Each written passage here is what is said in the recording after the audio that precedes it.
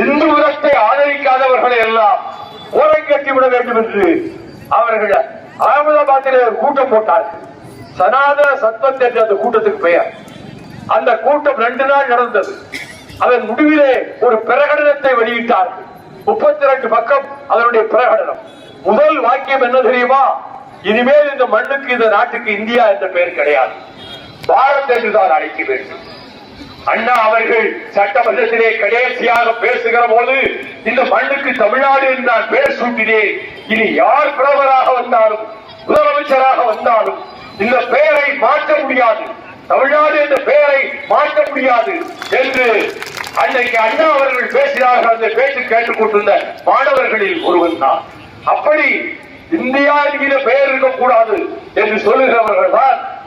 முஸ்லிம்களுக்கும் இனி ஓட்டு கிடையாது, கிறிஸ்தவர்களுக்கும் ஓட்டு கிடையாது, வேறு மதத்துக்காரர்களுக்கு இங்கே இடம் கிடையாது என்று அறிவித்ததோடு, ஆட்சி மொழி எது என்றால் இந்தி அல்லது சமஸ்கிருதம், இதைத்தான் அவர்கள் சொன்னார்கள்.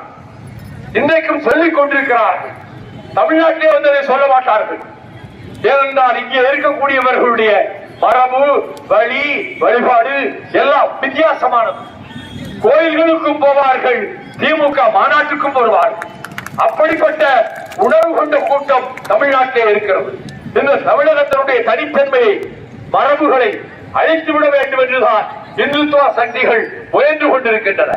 குமரபாளையத்து மக்களே, குமரபாளையத்துக்கு அருகாமையில் இருக்கிற ஊர்களிலிருந்து வந்திருக்கக்கூடிய எனதருமை வணக்கத்துக்குரிய தாய்மார்களே, கோயிலுக்கு போங்கள், வீட்டிலே குத்துவிளக்கு ஏற்றுங்கள், வீட்டிலே நீங்கள் பூஜை செய்யுங்கள், அதெல்லாம் தாராளமாக நடக்கட்டும்.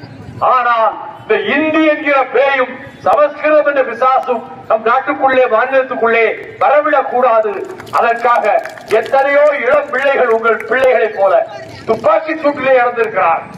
உங்கள் பிள்ளைகள் இந்த மண்ணிலே ரத்தம் சிந்தி மடிந்திருக்கிறார். ஆகவே நீங்கள் இந்த இந்துத்துவ சக்திகளை எதிர்ப்பது மட்டுமல்ல, நம்முடைய தமிழ்நாட்டுக்கு தேவையான திட்டங்களை எல்லாம் முதலமைச்சர் ஸ்டாலின் அறிவித்த வண்ணம் இருக்கிறார். ஏராளமான திட்டங்கள், கிட்டத்தட்ட 9.5 லட்சம் கோடிக்கு வெளிநாட்டு முதலீடுகளை ஈர்த்து விட்டு வந்திருக்கிறார்.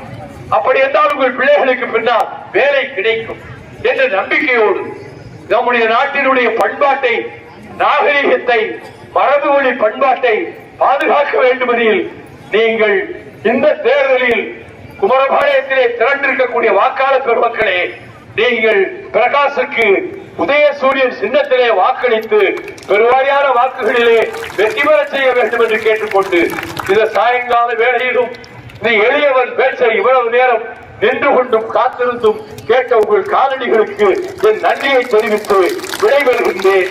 வணக்கம்.